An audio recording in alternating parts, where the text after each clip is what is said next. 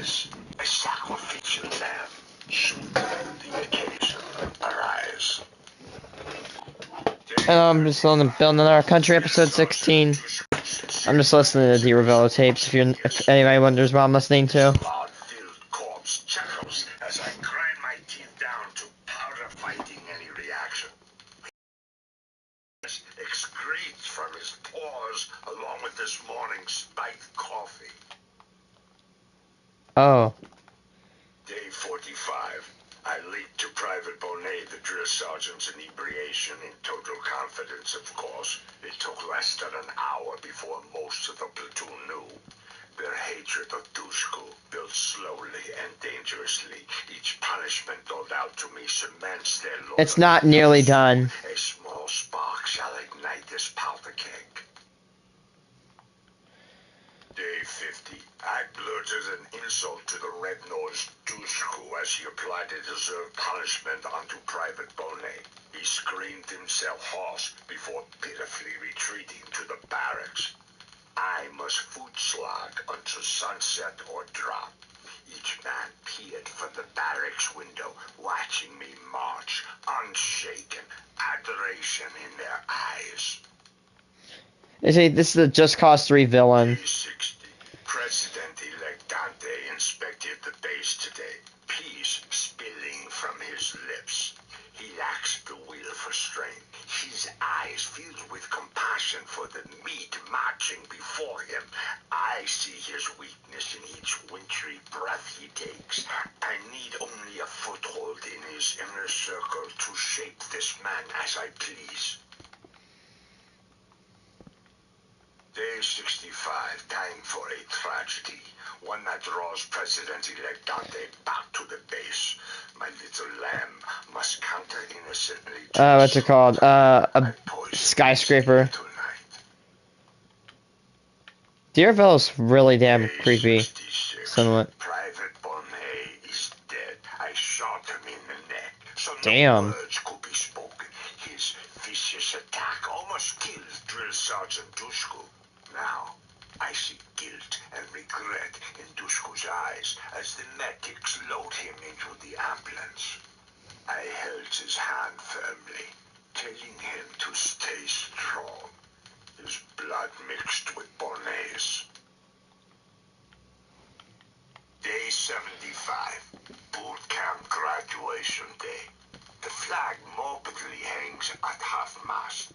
Drill Sergeant Dushku spoke with pride from his wheelchair, citing my bravery in the face of evil.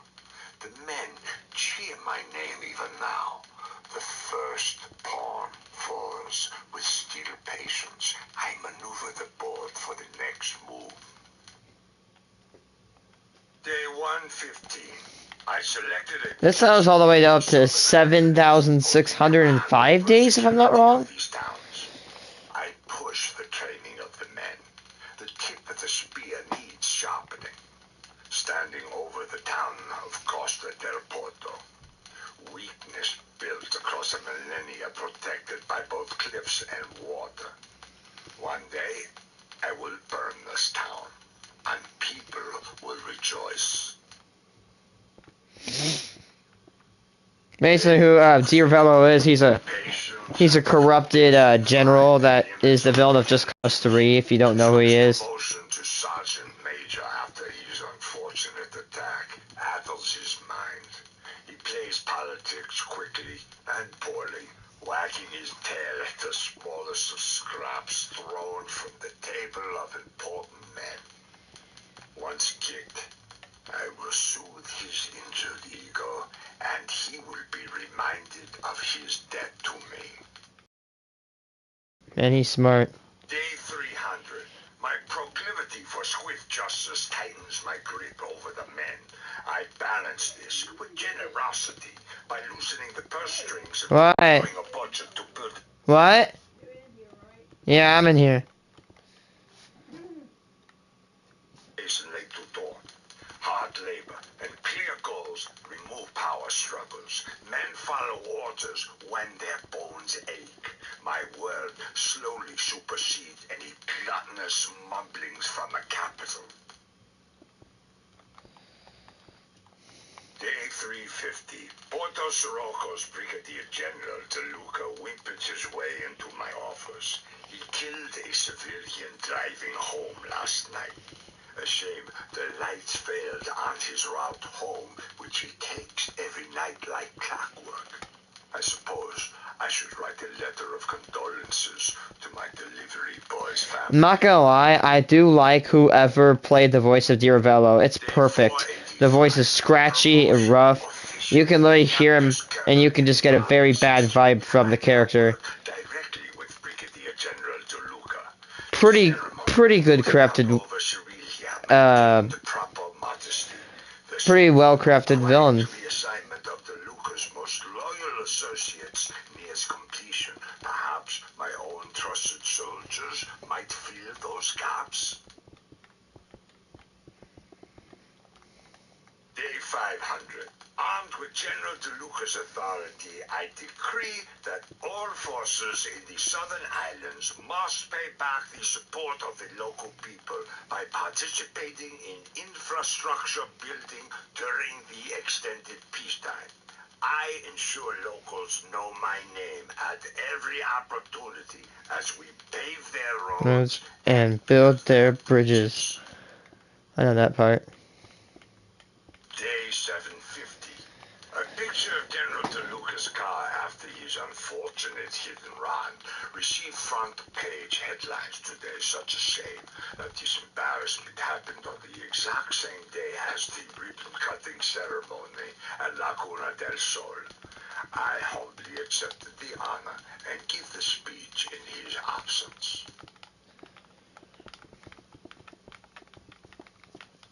Day 790. A magistrate put forth a vote in the local council to celebrate Diravello Day. I, of course, declined while sending a message to Sergeant Major Dushku asking for his advice. In a tone of great gravity, he informed me that he would take the matter all the way to President Dante's office. I can taste his ego souring at the idea of another rising up the ranks. Days. Day 792. Usually, I think like past like 1500 days is when it starts getting bad. On Diravello Day to the president's Like office, Dante's he starts securing his power in Medici. He plans a celebration of himself in the small town of Manaia. The people's hatred of the political elite brings the military solution ever closer. Like a mirage, I see a statue in my image standing majestically in the town square. Day 815. The president arrived today for his celebration. A few disobedient citizens protested near the port, cheering my name instead. I personally greeted him at the docks and graciously escorted him on a tour of our recent successes. General DeLuca's recent legal misfortunes still keep him away from public events. Day 816. Before boarding his ship to the capital, President Dante personally thanked me and intimated that the mess with DeLuca must be resolved quickly. The President promises to place it at the top of his agenda. Now, I must tread carefully here, yet ensure that it continues to remain a priority. Perhaps another embarrassment for DeLuca will tip the scales fully in my favor. God, what a jerk. Day 860. While I talk on the telephone, DeLuca barges into my office, boiling with rage. He thunders about my inefficacy as a commander, his own superiority, my pathetic pampering of our worthless president. After enduring 2 minutes of his tirade, I calmly hold up a single finger, return to the phone, and assure President Dante that I will call him later. DeLuca's face blooms purple as an eggplant, his fate sealed. God. Day 912. Surrounded by the beautiful countryside, accompanied by just the right amount of pomp and circumstance. President Dante swore me into the position of Brigadier General. Congratulating me, he whispered that I should rely on him. He knows the trials of being young and in power. I look forward to whispering back to him one day. That's weird. Day 913. The languor of the military ends today. Command and control are the foundation of my vision for the world. No more will government paychecks pamper wine-fueled retreats. The men must transform their soft skin to leather hide, their minds to steel traps of resolve, their will consumed by my voice. Today, my claws tear into the flesh of this nation. Here on out, this is where he starts showing his bad side. 1281, with an unbreakable grip over the southern islands, I turn my focus to the scattered fishing villages in the western islands. These serpentine rock formations provide an ideal defensive structure for building a more advanced military away from the prying eyes of the capital. Day 1315. My meetings with the President's Defense Council proceed flawlessly. Their eyes fill with shame as I dissect their budgets, lifting corruption close enough to the light to dampen any dissent. The weaker representatives need only suffer some small tragedy to place them slithering on their bellies, begging for my leadership. Time to create an enemy. Day 1317. In my predecessor's files, I discovered a contact with the agency, a shadow American organization with their fat little fingers in every pie. As I wait to meet this mysterious figure with his cowboy drawl, my gaze falls upon a perfect plot of land for a future airbase in this region. My need for an enemy seems to have fallen into my lap. Day 1341. I saw disgraced ex-General DeLuca fishing off the pier. What a pitiful sight. The man wastes the precious oxygen of this earth. But I owe it to him to find one more use for his life. That agency man I met might be the key. I need only set the wheels in motion. Day 1349. One can conjure insanity within a subject. It just takes a bit of a sense of humor. The agency contact merely orchestrated some pranks on DeLuca, burning toast in his house while he's away, moving the dock he likes to fish at by a few feet, calling and saying nothing on the phone. Just enough So mean. for him to begin to question his senses. Day 1377.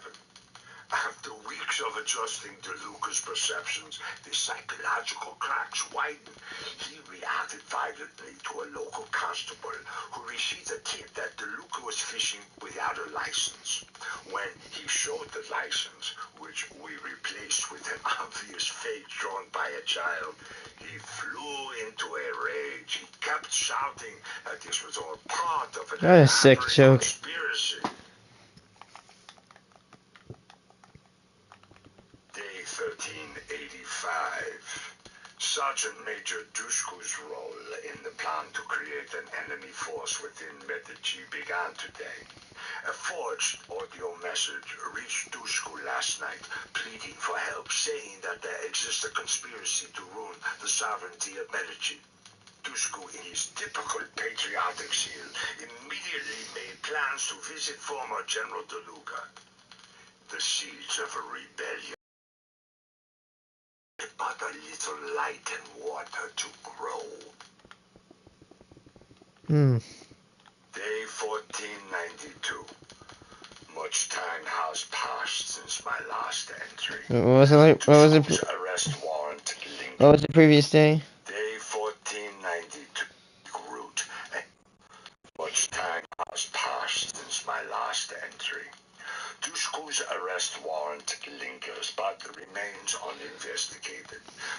Chia searched DeLuca's dust-covered home and found no evidence of where he disappeared to. The case file rests in an unresolved stack. With some gentle nudging, the two of them sailed to a small hideout in the far southern tip of the islands, building revolutionary plans amongst the ruins of civilizations past. Day 1515. The investigation into the disappearance of DeLuca rested with a pointless young officer, a reckless youth who races cars. There's the first instance of Rico. Commemorated the young officer's death in a tragic accident. His brakes inexplicably failed on the last corner. An amateur racer, Rico Rodriguez, won the race, barely avoiding the accident himself. Another career begun in triumph and tragedy. Day 1524. Dushku surprises me with his aptitude for recruiting disaffected youth, willing to die for idealism. With a little more time, violence against the innocent is inevitable. Day 1536. A new threat rises. Rosa Manuela, a little-known politician. Basically almost like Nelson Mandela, but she basically is almost, she speaks out against DiRavello's crimes. She foments dissent in a way that proves contrary to my needs. Day 1551. A bomb exploded in the small town of Soliana, killing a few fishermen and injuring a dozen others. DeLuca's military mind proves useful, though his personal grudges makes the targets he chooses predictable. Day 1584. The bombings continue, and now sporadic riots flare up with little extra coaxing. People die and weep and blame. President Dante scrambles to win back the favor of the people. Soon the option of martial law will glisten like a shining savior. Day 1598. I offered to tour the Southern Islands on President Dante's behalf to appeal to an end to the violence. Dante assented, as his numbers in the polls continued to drop and Rosa Manuela's continued to rise. The people lapped up my words like thirsty dogs. Polls showed a 6-point swing for the president, and the bombings magically stopped.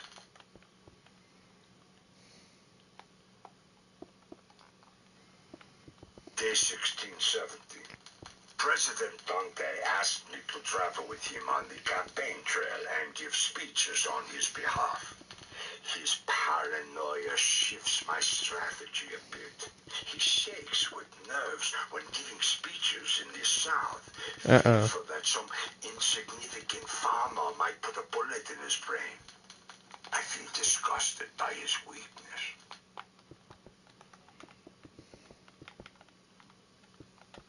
Day 1624. I allowed the shipment of weapons to pass through my security net. The small rebellion now possesses the means to attack. I worry they might succeed in killing President Dante before I can connect Rosa Manuela.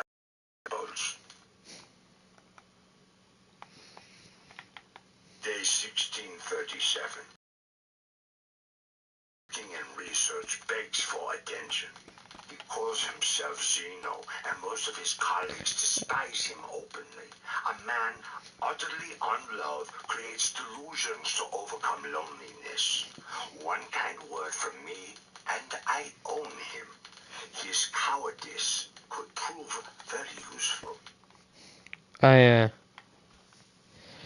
Yeah, he's the traitor. 1668. A terrible attack occurred in Vinia later today.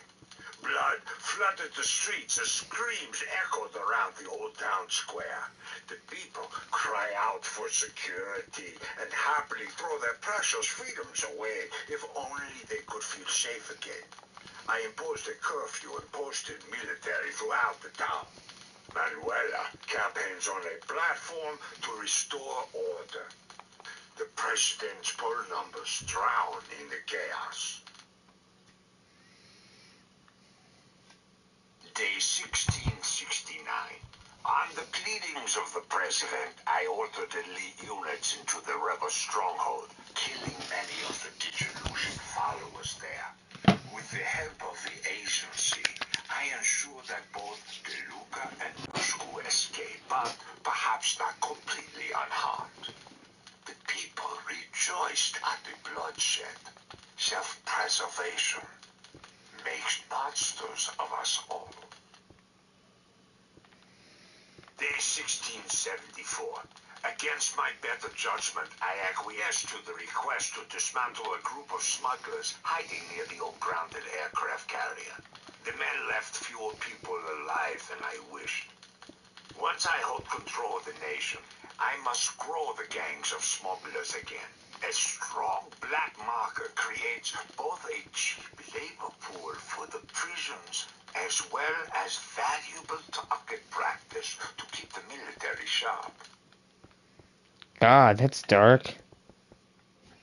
As CEO of my own pirate enterprise, I chose HubSpot as our CRM platform because it helps us treat customers like... Day 1681. The people called for immediate elections to oust President Dante. Rosa Manuela continues to surprise me with her tactics. She easily manipulates the hearts of the people, but I command the loyalty of the military. Her first action as president assuredly displaces me from power. The time for decisive action approaches with startling speed. Day 1692. The Democratic Commission, under the watchful eye of the international community, will hold their elections. In 2 weeks' time, the people will choose Rosa Manuela over President Dante to lead them. It demonstrates just how much of a fool he is to think he can beat Rosa in a fair election. Day 1705.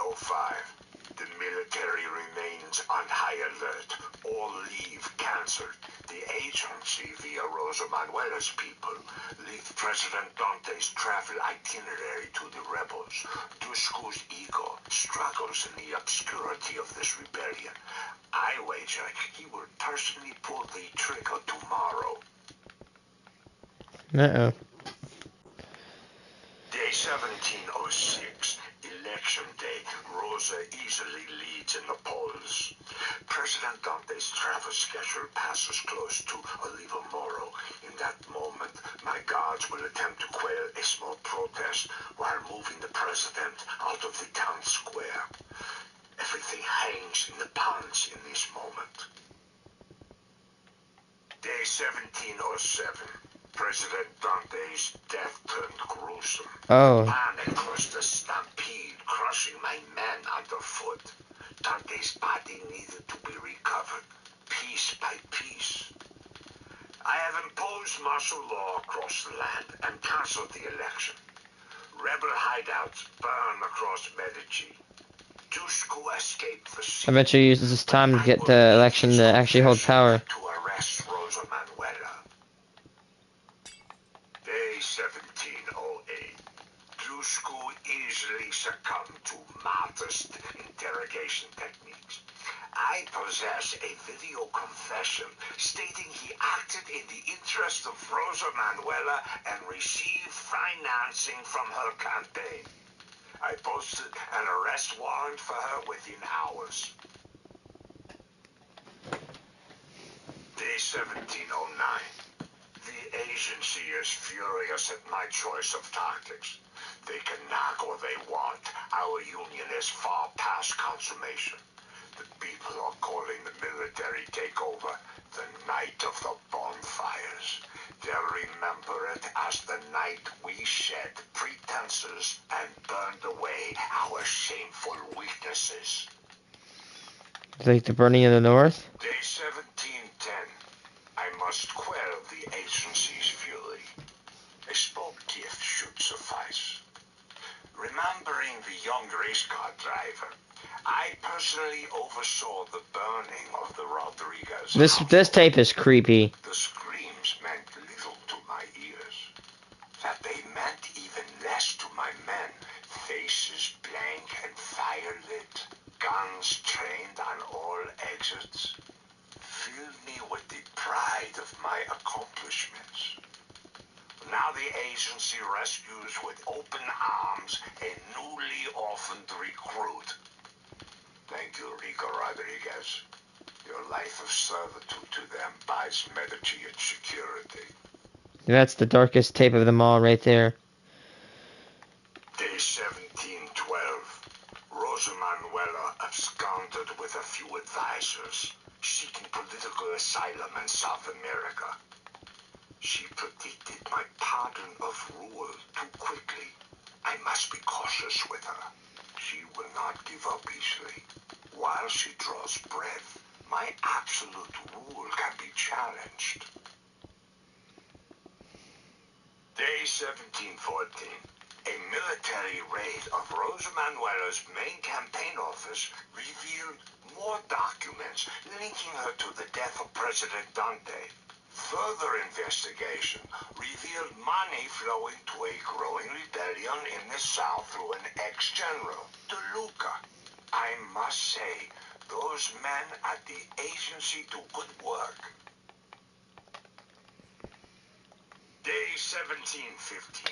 As planned, De Luca stabbed Dushku through his neck. This is where both Dushku and De Luca die. Paraded him to prison. I then personally shot De Luca as he tried to escape. Unfortunately, getting a small spot of blood on my newly pressed uniform cuff. It bothered me during the ensuing panic. Time for order and the rule of law to firmly take root. Day 1717. I suspended the Constitution, with the promise of a return to democracy once we root out the violent elements within our society. The people's representatives voted unanimously for the resolution. Of course, I must ensure the violent elements continue to provide fuel for my perfect flame of order. Day 2082. 1 year removed from Dante's death. My authority stands uncontested. The agency requests latitude to experiment on a local Bavarium. Bavarium. If they are interested, I am interested. Perhaps power blooms in more than just my dormant volcano. Day 2091. The Policias still pose a threat to This is where he my wants plans to. with their adherence to I think here's where he wants to destroy the police force. They reek of redundancy, bumbling over affairs the military can better manage. I must find a way to dispose of that institution, but all in due time. Day 2114. The smugglers grow in the south. The construction of new military bases occupies the hands and minds of the people. A new research facility hidden within the central communications tower in the mountain obfuscates itself amongst other top-secret expenditures. The blue mineral Bavarium offers a path beyond these shores.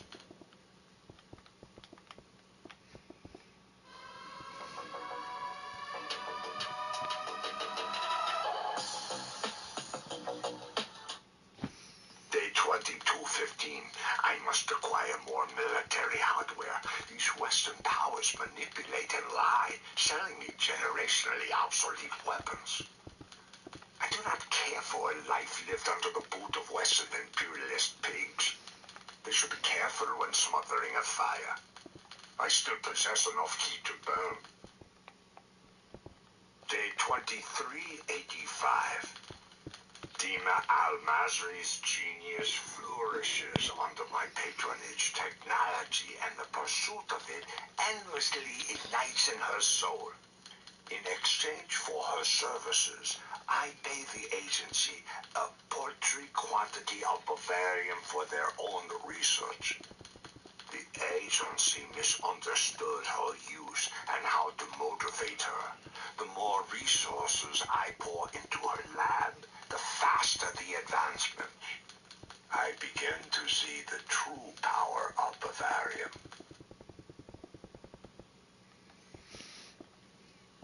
Day 2614. The UN submitted a vote in the Security Council to restrict my access to arms. Predictably, the US and Russia both vetoed the effort. The world should thank me. I am creating agreement among the unagreeable. They all covered access to Bavarium more than they desired democracy. I allow very little of the mineral off the island, claiming labor shortages. Day 3593. A small, ineffectual rebellion brews once again in the caves in the south. By restricting outside companies from forming on the island, the youth must turn to military service to survive. My men now occupy every town square and churchyard. I take special pride in the stories of atrocities in which I had no hand. My people learn to embrace the hate and yet stay docile through fear. Day 4169, my first Bavarium explosive test proved successful. The Bavarium Club. The world took notice. Some think I have joined the nuclear club, but I started the Bavarium Club. With this weapon, my will burns far stronger than the false freedoms of other nations. Medici's rise to global superpower proves inevitable. Day 5172. The agency cannot control their liberal government. Talk of sanctions buzz across their liberal media. I loathe the relationship with them. I contrived with the Black Hand to build a stronger elite military force to protect the mines and weapons. I need the local rebellion to grow in power, to offer an opportunity to test my weapons. The world must see my terrible power in action. Day 5318. The agency thinks they can unseat me. I also have spies in their midst. Perhaps the time has come to expand my power beyond these crystal blue waters. More resources are needed for research and military hardware. The people may bend under the weight of my needs, but they will not break, for they are Medician. Day 5416. Dima Al-Masri understands her role better now. She works, Or I torture her. She builds my weapons, Or I torture her. She increases Bavarium's yields, or Or I burn her with a blowtorch. I will not Don't be know. denied my rightful place. He's cocky and cruel. Day 5915. Work has begun on the massive effort to convert our prized ruins to military bases. Timelessness is not reserved. But then it took probably a few weeks for Rico to level him. Day 7103. I killed too many of the rebellion. They grow weak. Their leader, an ineffectual buffoon named Mario, seems to have ties to an agency man. My old offering, Rico Rodriguez. I must push Mario to contact his old friend. Perhaps this Rico could prove a more competent catalyst for rebellion. I am in need of a target to test my new military might. Day 7305. Interesting news from the agency today. It seems the civilian plane that avoided my jets last night belonged to Medici's sacrificial son, Rico Rodriguez, the prodigal boy.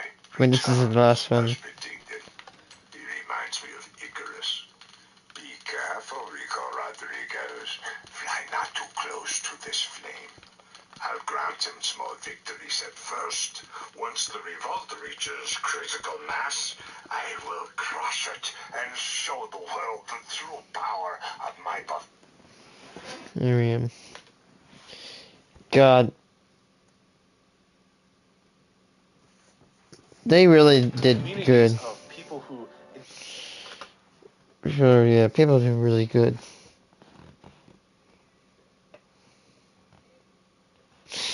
Why I canceled Netflix?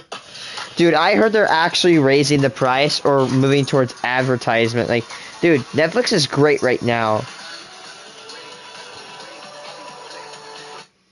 Hello, guys and gals. Not gonna lie, I really used to watch Netflix, but because they removed Forensic Files, I really have fallen off with it. The only thing I'd watch, well, there's Cloud with a Chance of Meatballs and Stranger Things, just the two things I really like to watch on there, but yeah, other than that, that's basically it. Let's be honest, like 80% of people that want to watch Netflix either go for Squid Game or Stranger Things. Nothing else. Like, just no one cares about all the lovers drama. We just want that Stranger Things and Squid Game drip. Yeah, just be honest.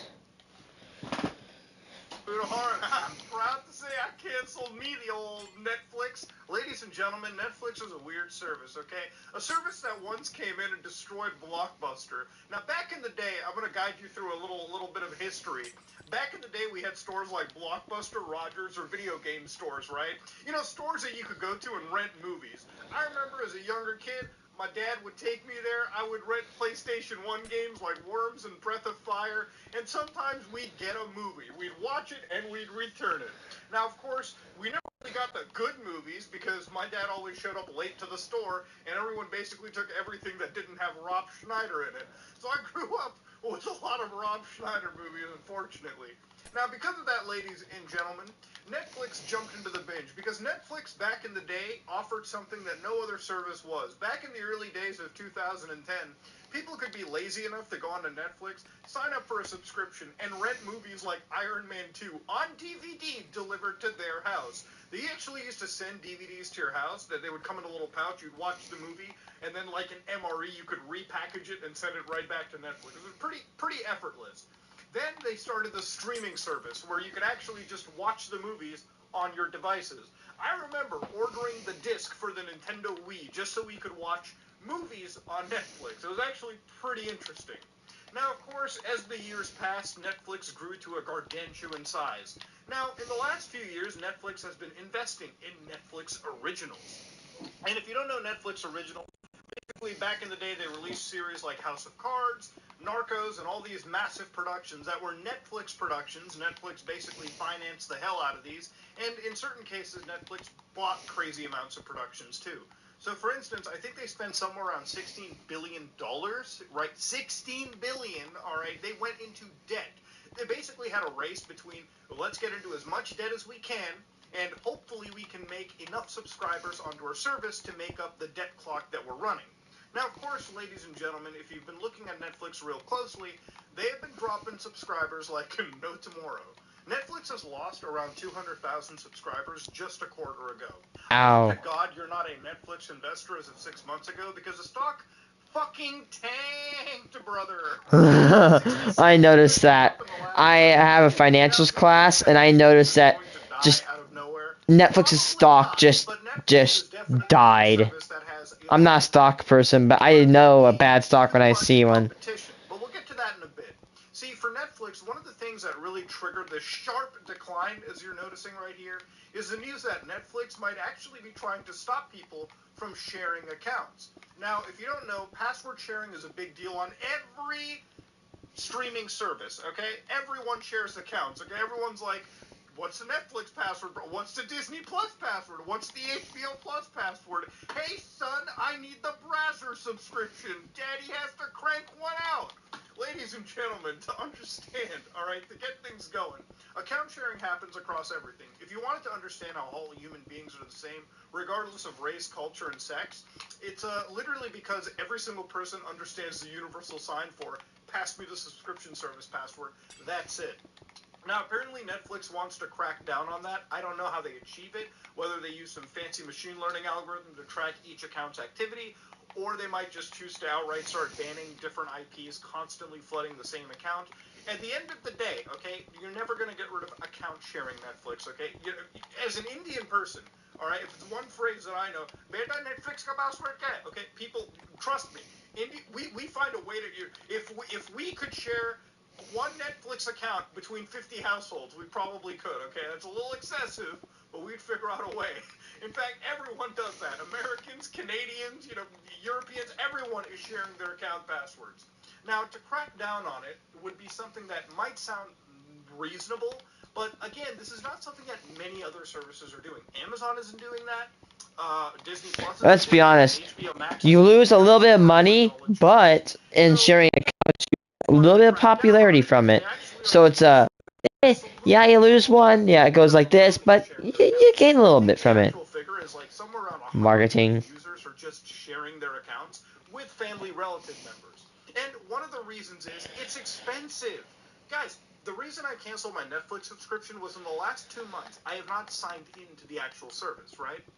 I watch 2 shows on Netflix. I watch Narcos Mexico every time they have a new season, and Ozark.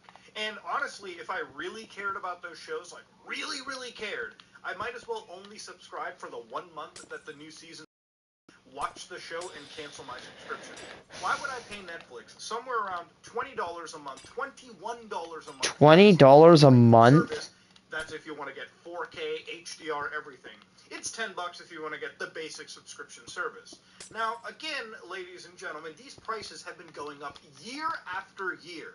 The only reason I really canceled my subscription fee was, for me, I signed up to Netflix and I kind of forgot about it. Like most people forget about signing up to like a Patreon or a subscription or maybe to like a Twitch channel.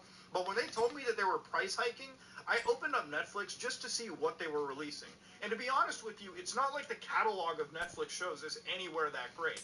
Now, don't get me wrong. I'm not going to tell you that all of Netflix is terrible. There's a few shows that come out that are pretty good. I'm a true crime nut, so whenever a good true crime show comes, I usually watch it. They're only like 2 or 3 episodes, and then my Netflix subscription remains dormant. But to be real with you, Netflix greenlights anything.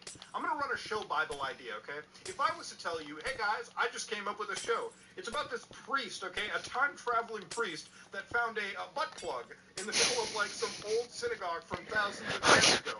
When this butt plug is inserted into the priest's anus, it apparently has magical crime-fighting abilities. You're probably laughing. You're probably laughing. God. Crazy. I can't. I've watched too many Adam Sandler movies. But you know what Netflix would say? It'd be like, you know what? Sign up, boy. That's a pretty good idea. I don't know what the Netflix exec must be Netflix and I don't know, chill. maybe if they're having G Fuel, but just not, consuming it the right way, like putting it in their shaker and everything. Maybe they're just like straight bumping it off. But that's exactly what I've developed from the situation. They greenlight almost any crappy show. And what happens is the entire Netflix category is just oversaturated. There have been nights where I've sat down with friends and I've just been like, hey, let's see what's on Netflix. We've probably spent like 40 minutes just scrolling through going, no. When your audience can spend the entire length of a fucking movie or a TV show just browsing through your meandering catalog, I agree. no, that's probably on you, dog. I'm just saying. Honestly, if I had to like take control of Netflix, of my family's Netflix, I think the only good thing to do is somewhat watch Stranger Things and sign off, but like honestly, now Netflix exists in a world where every type of streaming service exists. And here's another thing. There's too many streaming services, right? Like, when you look at gaming, you got PlayStation Plus, you got Xbox Game Pass, you've got Nintendo Switch Online. And all these services, they cost, $10 a month, $20 a month, $5 a month. Varying different price tiers. Even with, like, entertainment like Netflix, you've got Disney Plus, HBO Max, you've got, which is Discovery. Canada, by the way. But you've also got, services like Amazon Prime. Hulu. And if you look at all these services, there's a very small amount of people in the world that can actually afford every single service. Because if you do the math, right, like, let's say that you're buying a service for, like, even $15 a month, right, or just $20 a month, like this premium Netflix subscription. Then at the end of the year, you're paying like $200, okay? Even if you buy the cheapest tier, that's still $100 you're giving to a Netflix subscription service. And imagine if people have multiple services around, right? That's hundreds upon hundreds of dollars you're spending on entertainment per year for television shows that you may or may not be watching. This is why account sharing exists, okay? Because one person in the household might buy HBO Max. One person will buy Netflix. It is logically unreasonable for you to expect the same. For example, it shouldn't become as a surprise that my mom, literally has ownership of all the subscriptions. The thing is that, like, for example, the more it shouldn't be surprising. The more you use a product that is not consumable, the more value you get off it. For example, when I signed up to PlayStation Plus, my account, I would say, let's be nice and say that, like, what's it called? Like, in the for example, the first 6 hours I signed in this PlayStation PSN, PlayStation Plus. I think it's. God, I literally forgot. PS Plus, yeah. The first 6 hours, my the value of my product was about $10 per hour. Now it's probably about a cent for like 100-ish hours. Is that, the more use you get out of a product, the more somewhat valuable it is. Because, it's like what's it called? Oh, why would I buy it's like at a construction site, why would you buy like an excavator for one person? Like, yeah. That's like if you went to a construction site, everybody, like 50 people at a construction site had their own individual, like, excavator. Like, why would we have like 50 excavators when we could just have one or three of them people could just borrow? You know what I mean? Like, what's it called? That's like for every family of my member. It's like if I went out to go to a store and I bought 5 shovels for all my family members, including me, we don't need 5 shovels. We could just use one shovel. In fact, I have one shovel that's really good, and everybody just borrows it when they need to be used. Two people living in the same household, living amongst each other, in the same family circle, to be buying their own subscription services. Look, human nature, we just share this stuff all the time. So when you look at the prices slowly going up and the amount of saturation in the subscription game, obviously Netflix is losing some subscribers. You're going up against people that have better libraries than you. Look, if you go up against Disney Plus, they basically banked everyone's nostalgia anyways. They have all the old movies that we grew up with, and they have some of the most popular entertainment IPs to this day. You're not really winning against something like that. You're also not winning up against HBO Max because they've done the same thing. They're the ones who are spending crazy money to buy the shows that people actually want to watch.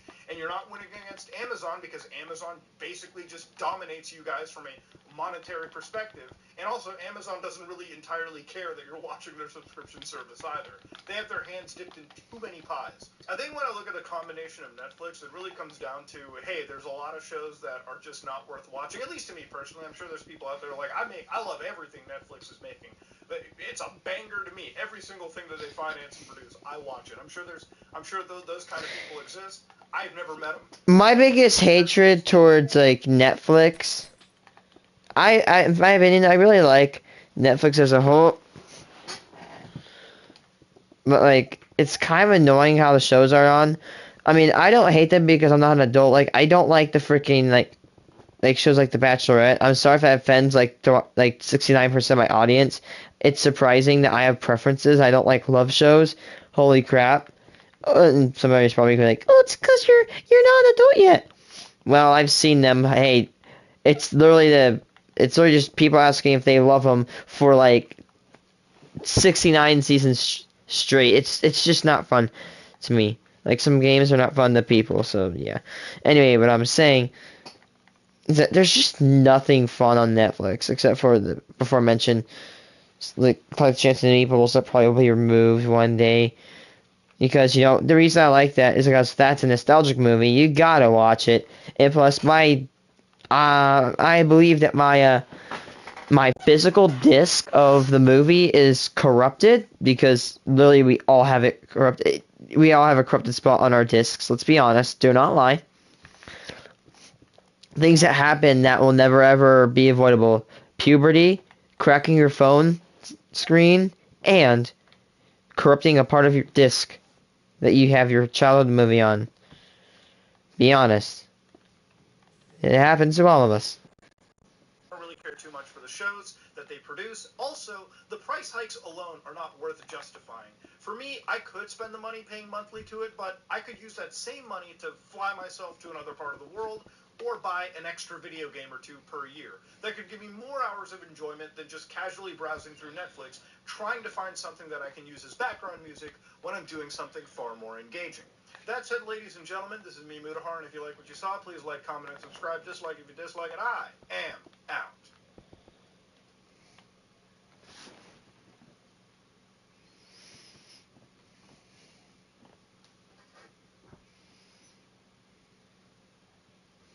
Netflix has to change.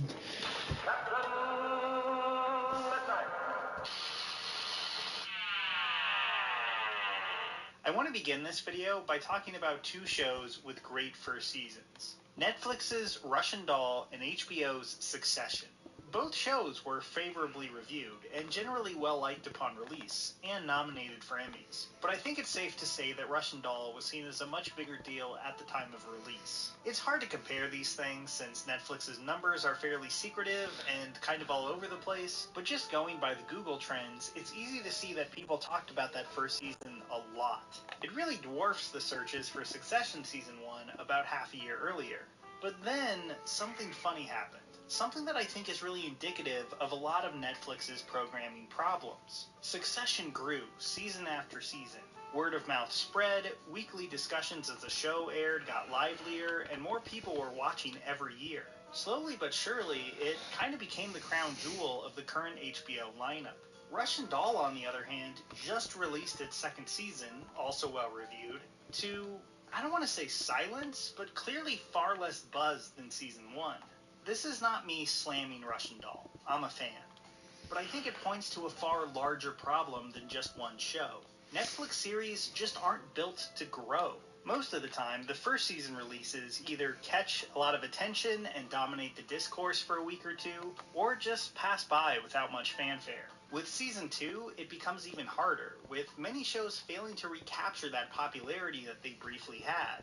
Is it any wonder most of their shows barely make it past the third season? Their dump everything at once model was a fun novelty back in 2015, but to me, it's clear that in the long run, they're really shooting themselves in the foot. Where shows like Succession, The Mandalorian, and Euphoria can hold on to an audience and grow fan passion over time, Netflix doomed a lot of its own shows to being flash in the pans, even when they're good enough to deserve better. About a year ago, I made a video with a, I will admit, pretty melodramatic title, The Fall of Netflix, in which I predicted that the loss of shows like Friends and The Office was going to be... Okay, yeah, let's say, I don't know why I did not touch upon that. I guess I kind of forgot.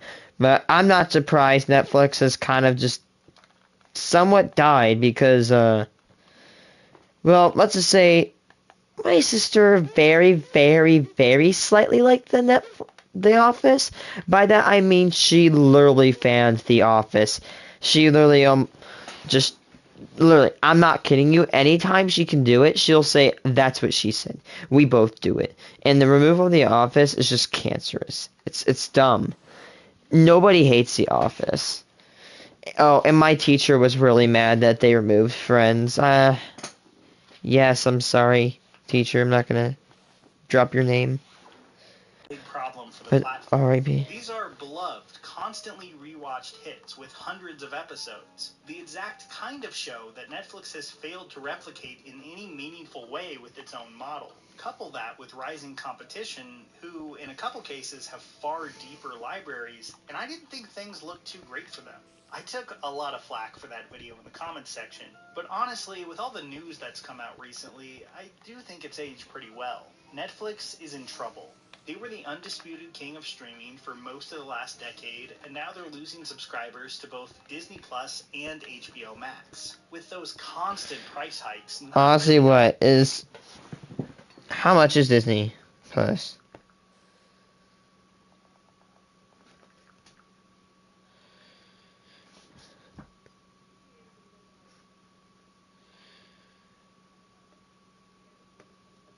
Wow. Oh my God. Actually, Disney Plus, Hulu, and ESPN bundle is $14 a month. That's $6 off of Netflix. Now, okay, so you get exposed to Marvel, Star Wars, Pixar, Disney, and not Discovery, but National Geographic. Then you get exposed to all the what's it called? All the sports shows, and then you also get exposed to all of the Rick and Morty. You get exposed to there's a lot of stuff on Hulu, and then you realize that Disney ESPN bundled together is probably 5 times more powerful than what's it called? Than Netflix.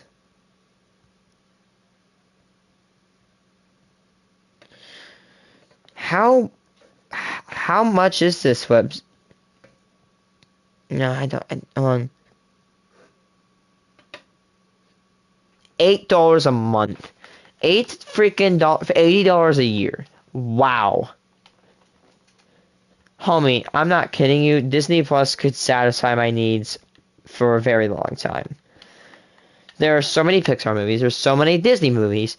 Pretty sure Turning Red is currently the 25th/27th or 26th/25th to be made, and there continues to be more.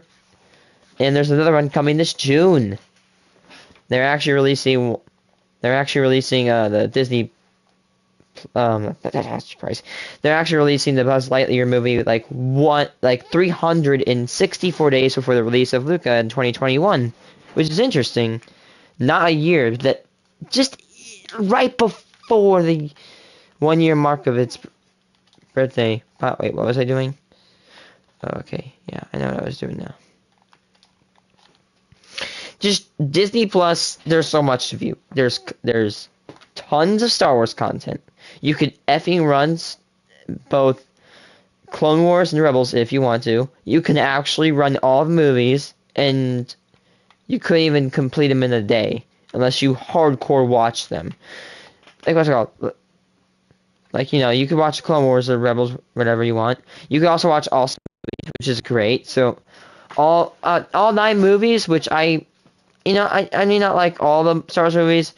I don't hate them all. I like the ones that are 1 to 7. So that's 9. That's about 9 titles I watch on Disney. We also got Disney Pixar, which I'm just gonna put 10 there, just to be kind. So we're up to 20ish or 19. Let's add a few Disney movies or a few movies. Let's add. Let's see. Guardians of the Galaxy 1 and 2. We're already up to 21. Thor Ragnarok. Let's do 22. And to be as generous, probably brings me up to around 30 to 50-ish titles I'll probably consume on Disney Plus more added in the future. How many titles I consume on Netflix? Probably less than 5. It's just 5. That's it. In an absurd economic system that demands infinite growth forever, that's a major issue. So Netflix's stock has dropped hard, really hard. I think you could point to a lot of different factors for why they've had a rough go of it lately, with some not even being their fault. As all these other companies started their own streaming services, it was inevitable that popular shows and movies like Friends, The Office, Back to the Future, and Star Trek were all going to be taken off and moved to HBO Max, Peacock, or wherever. To combat this, Netflix has spent billions on new programming. Some of it has even been really good, but not nearly enough has clicked with people. And even when it does, I do think people have become really hesitant to get invested in their shows. A self-contained sketch comedy series like I Think You Should Leave is one thing, but when it comes to serialized dramas especially, Netflix has lost some major trust among viewers. Glow, The OA, American Vandal, Sense8, City of Ghosts, every Marvel show. I could sit here and list canceled Netflix stuff all day. Now, obviously every major platform out there does cancel TV shows. I'm old enough to remember when Fox had the reputation of canning everything, and Netflix was the knight in shining armor, ready to ride in and save the day. But I think what makes Netflix's current model feel worse to people is that even when their shows are successful, they generally don't last very long. Better Call Saul, a show produced by Sony, just started its 6th and final season on AMC here in America and on Netflix in much of the rest of the world. Does anyone seriously think this series would have made it that far if it was an actual Netflix original? Only a few shows from those first few years of originals, like BoJack Horseman, Grace and Frankie, and Orange is the New Black, really got that many seasons. Now it just... What's it called? There's only like 2 things I'm looking forward to watching on Netflix currently. It's Breaking Bad, which yeah, I haven't watched that, but don't blame me. I was gonna sit down and watch it, but the episodes are quite literally like an hour long, so I'll push that to summer, which is in a few months. And the other one is Stranger Things season 4. That's the 2 ones I'm hoping for. This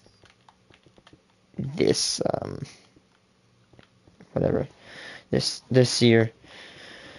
Why to make another point? Can't remember what I was going to do though. It's like I hate to say it, Netflix, but there's no competition when you have an entire, like, that's my dream. Honest, that was my dream. I dreamed of having every single Pixar Disney movie, everything on my iPad. I could just click a few buttons and go to it. And now that's a reality. Like, I've wanted something like Disney Plus for years. And now that I can finally have the ability to play any one of my favorite Disney owned movies or shows, I could just go to my iPad, and it's not even stored on my iPad, and I can just play it. No CDs, man.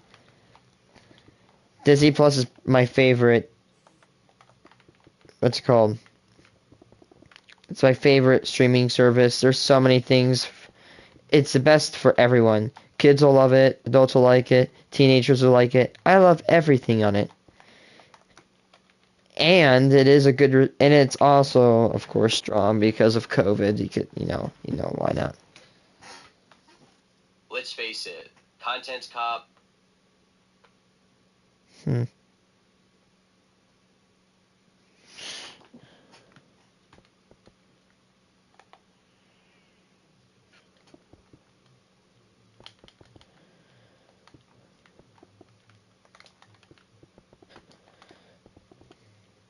So this might be the 3rd and final science floor before I keep making other floors.